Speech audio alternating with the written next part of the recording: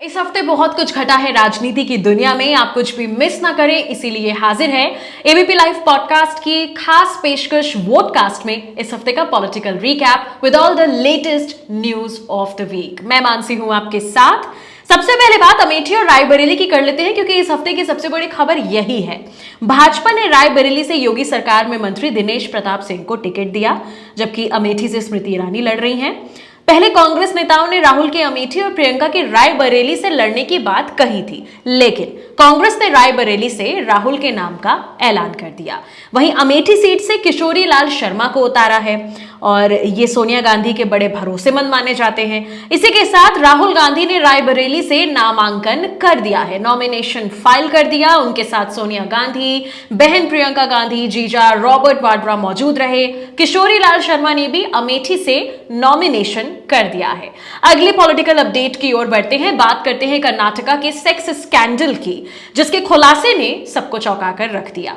26 अप्रैल 2024 को कर्नाटक की हासन लोकसभा सीट पर वोटिंग हुई। यहां से पूर्व पीएम एचडी देवगौड़ा के 33 साल के पोते प्रज्वल रेवन्ना चुनाव लड़ रहे हैं। वोटिंग से पहले सोशल मीडिया पर 200 से ज्यादा अश्लील वीडियो वायरल हुए।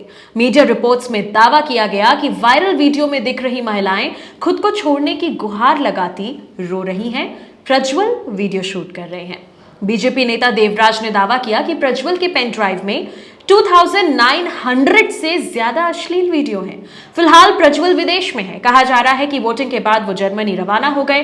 वायरल वीडियो को लेकर रेवन्ना के घर काम करने वाली मेड ने एचडी रेवन्ना और उनके बेटे प्रज्वल रेवन्ना के खिलाफ 28 अप्रैल को केस दर्ज करवाया है। महिला मेड ने अपनी शिकायत में आरोप लगाया कि एचडी रेवन्ना पत्नी के घर पर नहीं होने पर उसे और अन्य महिला कर्मचारियों को कमरे में बुलाते हैं। महिला के मुताबिक तब रेवन्ना की पत्नी जब घर पर नहीं होती तब वो स्टोर रूम में बुलाते थे, फल देने के बहाने गंदे तरीके से छूते थे। वहीं जब महिलाएं किचन में काम कर रही होती थीं, तब प्रज्वल उनके साथ जबरदस्ती करते थे।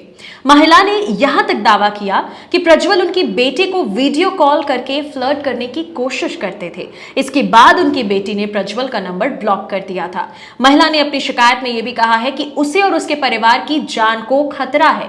इस मामले में प्रज्वल के चाचा और पूर्व सीएम एचडी कुमारस्वामी ने कहा कि 3 दिन पहले ये वीडियो किसने जारी किया, इन्हें पहले क्यों नहीं लाया गया, सच सामने आना चाहिए। जो भी गलत होगा उसे देश के कानून के मुताबिक सजा भुगतनी होगी। आपको बता दें कि प्रज्वल रेवन्ना जनता दल सेक्युलर पार्टी से हैं और बीजेपी के साथ अलायंस है इस पार्टी का। प्रज्वल रेवन्ना हासन सीट से लोकसभा चुनाव लड़ रहे हैं, वहां वो यहीं से सांसद हैं। इससे पहले भी रेवन्ना मोदी की रैलियों में साथ दिख चुके हैं। कर्नाटक में बीजेपी और जेडीएस के बीच गठबंधन है। हासन में 26 अप्रैल को सेकेंड फेज में वोटिंग हुई थी और इसके बाद प्रज्वल जर्मनी चले गए। कर्नाटक सेक्स स्कैंडल मामले में हासन से सांसद प्रज्वल रेवन्ना के खिलाफ एसआईटी ने लुकआउट नोटिस जारी किया। ये नोटिस प्रज्वल की उस अपील के बाद आया जिसमें उन्होंने एसआईटी के सामने हाजिर होने के लिए वक्त मांगा था। कर्नाटक के गृह मंत्री जी परमेश्वर ने कहा कि 7 दिन का समय देने का कोई प्रोविजन नहीं है। अगर वो 24 घंटे के अंदर हाजिर नहीं होते तो उनकी गिरफ्तारी भी पॉसिबल है। आगे बढ़ते हैं, बात करते हैं Amit Shah fake video viral मामले की। 27 अप्रैल को सोशल मीडिया पर अमित शाह का एक फेक वीडियो वायरल हुआ। इसे तेलंगाना कांग्रेस और सीएम रेवंत रेड्डी ने शेयर किया। इसमें वो एससी, एसटी और ओबीसी के रिजर्वेशन को खत्म करने की बात करते दिख रहे हैं। पीटीआई की फैक्ट चेक यूनिट ने कहा कि जो ओरिजिनल वीडियो है उसमें अमित शाह ने तेलंगाना में मुस्लिम्स के लिए असंवैधानिक आरक्षण हटाने की बात कही थी। वहीं इस मामले को लेकर 28 अप्रैल को दिल्ली पुलिस ने एफआईआर दर्ज की। तेलंगाना के मुख्यमंत्री रेवंत रेड्डी को समन जारी किया। तेलंगाना प्रदेश कांग्रेस कमेटी के 4 सदस्य शिव कुमार अंबाला, अस्मा तस्लीम, सतीश मन्ने, नवीन पेटम को सीआरपीसी की धारा 91 और 160 के तहत समन जारी किए गए हैं। हालांकि अगर किसी शख्स को सीआरपीसी की धारा 160 के तहत नोटिस दिया जाता है तो वो शख्स या तो खुद जांच अधिकारी के सामने पेश हो सकता है या अपना कोई कानूनी प्रतिनिधि भेज सकता है। रेड्डी के वकील जांच अधिकारी के सामने हाजिर हुए। उन्होंने कहा कि कांग्रेस नेता का शाह के भाषण का फेक वीडियो बनाने या पोस्ट करने से कोई लेना देना नहीं है। आगे बढ़ते हैं, बात करते हैं सूरत और इंदौर मॉडल की चर्चा, जो कि अब मंच से बीजेपी के कई नेता करने लगे हैं। याद दिला दें इस पॉलिटिकल रिकैप में कि आखिर इंदौर और सूरत में क्या कुछ घटा। सूरत के बाद मध्य प्रदेश की इंदौर लोकसभा सीट पर कांग्रेस को बड़ा झटका लगा।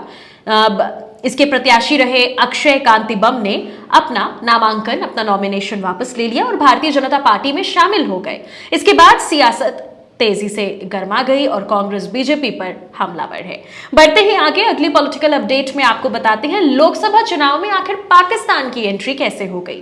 पीएम मोदी ने गुजरात दौरे के दूसरे दिन आणंद, सुरेंद्रनगर, जूनागढ़ और जामनगर में जनसभाएं की। उन्होंने आणंद में कहा कि भारत में कांग्रेस कमजोर हो रही है, यहां कांग्रेस मर रही है और वहां पाकिस्तान रो रहा है। पाकिस्तानी नेता कांग्रेस के लिए दुआ कर रहे हैं। शहजादे को प्रधानमंत्री बनाने के लिए पाकिस्तान उतावला है, ऐसा प्रधानमंत्री मोदी ने कहा। पाकिस्तान और कांग्रेस की ये पार्टनरशिप पूरी तरह एक्सपोज हो गई है। अब ऐसा उन्होंने क्यों कहा, यह भी आपको बता दें। दरअसल पाकिस्तान के पूर्व मंत्री ने राहुल की तारीफ की थी। पाकिस्तान के पूर्व सूचना और प्रसारण मंत्री फवाद चौधरी ने 1 मई को सोशल मीडिया एक्स पर राहुल गांधी की तारीफ की थी। उन्होंने राहुल की स्पीच का एक हिस्सा रीट्वीट कर लिखा था, राहुल ऑन फायर। इसके बाद पीएम मोदी ने अपनी रैली में इस पर कटाक्ष किया। फवाद ने मोदी की 2 मई को आणंद में हुई मोदी की रैली का क्लिप भी शेयर किया और लिखा, ऐसा लगता है कि पीएम मोदी मेरे बयान से थोड़े परेशान हैं। अगली पॉलिटिकल अपडेट आपको बताते हैं, बात कर लेते हैं करण भूषण सिंह की। भाजपा ने महिला पहलवानों से यौन शोषण के आरोपी बृजभूषण शरण सिंह की जगह उनके छोटे बेटे करण भूषण को कैसरगंज से टिकट दिया। करण भूषण यूपी कुश्ती संघ के अध्यक्ष हैं, वो नॉमिनेशन कर चुके हैं। कैसरगंज के अलावा आसपास की 6 सीटों पर बृजभूषण का इफेक्ट है। वो 6 बार सांसद रह चुके हैं। दिल्ली की राउज एवेन्यू कोर्ट उनके खिलाफ 7 मई को यौन शोषण मामले में आरोप तय करेगी।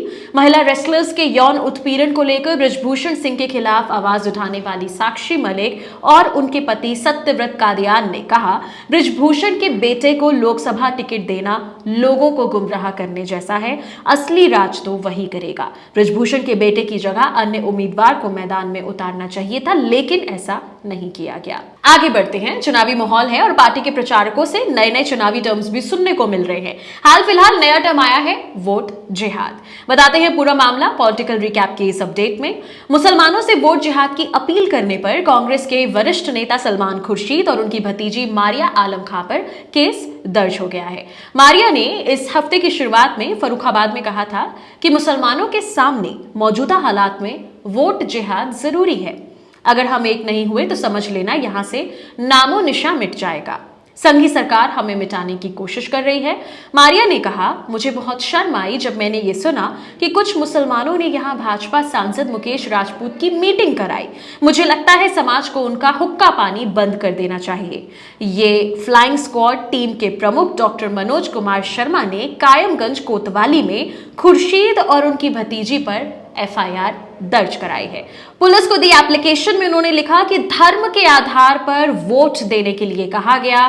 धारा 188, 295A और 125 में ये दर्ज किया गया है मामला। मारिया फर्रुखाबाद में सपा की महिला विंग की जिला उपाध्यक्ष हैं। वो अपने चाचा सलमान खुर्शीद के साथ भी मीटिंग रैलियों में जाती हैं। वहां सलमान खुर्शीद के साथ फर्रुखाबाद से सपा प्रत्याशी डॉक्टर नवल किशोर शाक्य के सपोर्ट में एक जनसभा में वो शामिल हुई। भाजपा ने यहां से मौजूदा सांसद मुकेश राजपूत को टिकट दिया है। अब बात कर लेते हैं राहुल गांधी के भाषण की भी। राहुल गांधी ने प्रधानमंत्री मोदी पर रेपिस्ट के लिए वोट मांगने का आरोप लगाया और कहा कि यही है मोदी की गारंटी। राहुल ने कहा, प्रज्वल रेवन्ना 400 महिलाओं का रेप करता है, वीडियो बनाता है, इसे मास रेप कहा जाता है। कर्नाटक में मंच पर प्रधानमंत्री मास रेपिस्ट का समर्थन कर रहे हैं। दरअसल पीएम मोदी ने 14 अप्रैल को प्रज्वल रेवन्ना के सपोर्ट में मैसूर में रैली की थी। रेवन्ना पर रेप और अश्लील वीडियो बनाने का आरोप है। उधर प्रियंका गांधी भी बढ़ चढ़कर चुनावी रैली कर रही हैं। कांग्रेस की राष्ट्रीय महासचिव प्रियंका गांधी वाड्रा असम के धुबरी पहुंची इस हफ्ते और इस दौरान प्रियंका ने कहा कि असम में माफियाओं का राज चल रहा है। जब आपके सीएम कांग्रेस पार्टी में थे तो उनके खिलाफ गंभीर आरोप थे। भाजपा में जाते ही उन पर लगे सभी आरोप धुल गए। प्रियंका ने कहा कि भाजपा ने एक वॉशिंग मशीन डेवलप की है जहां भ्रष्ट लोगों को डालकर साफ कर दिया जाता है। ये चीज सबसे पहले उन्होंने आपके सीएम के साथ किया, ऐसा प्रियंका गांधी ने कहा। बात कर लेते हैं दिल्ली की भी। दिल्ली कांग्रेस अध्यक्ष अरविंदर सिंह लवली ने भी इस हफ्ते की शुरुआत होने से पहले ही 28 मई को अपने पद से इस्तीफा दिया था। लवली ने पार्टी के राष्ट्रीय अध्यक्ष मल्लिकार्जुन खड़गे को एक लेटर भी लिखा था। 4 पेज का यह लेटर था जिसमें उन्होंने लिखा कि दिल्ली कांग्रेस उस पार्टी के साथ अलायंस के खिलाफ है जो पार्टी के खिलाफ झूठे, मनगढ़ंत, दुर्भावनापूर्ण भ्रष्टाचार के आरोप लगाने के आधार पर बनाई है। 1 मई को पूर्व विधायक नीरज बसोया और नसीब सिंह ने भी कांग्रेस से इस्तीफा दे दिया था। दिल्ली में कांग्रेस नेता ओम प्रकाश बिदूड़ी ने भी पार्टी से इस्तीफा दे दिया इस हफ्ते। उन्होंने कहा कि कांग्रेस छोड़ने के कई कारण हैं। बिदूड़ी पिछले 2 दिन में आपसे गठबंधन पर नाराज होकर कांग्रेस छोड़ने वाले तीसरे नेता हैं। आखिरी पॉलिटिकल अपडेट में आपको बता दें, TV show Anupama fame actress Rupali Ganguly ने बीजेपी ज्वाइन कर ली। एक्ट्रेस ने दिल्ली में बीजेपी मुख्यालय में महासचिव विनोद तावड़े की मौजूदगी में पार्टी ज्वाइन की। एक्ट्रेस के साथ ही फिल्म डायरेक्टर अमय जोशी ने भी बीजेपी ज्वाइन की। अमय ने कई मराठी फिल्में डायरेक्ट की हैं। तो इस हफ्ते के पॉलिटिकल रिकैप में इतना ही। वीडियो इंफॉर्मेटिव लगा हो तो इसे लाइक शेयर करना ना भूलें। एबीपी लाइव पॉडकास्ट को सब्सक्राइब करें।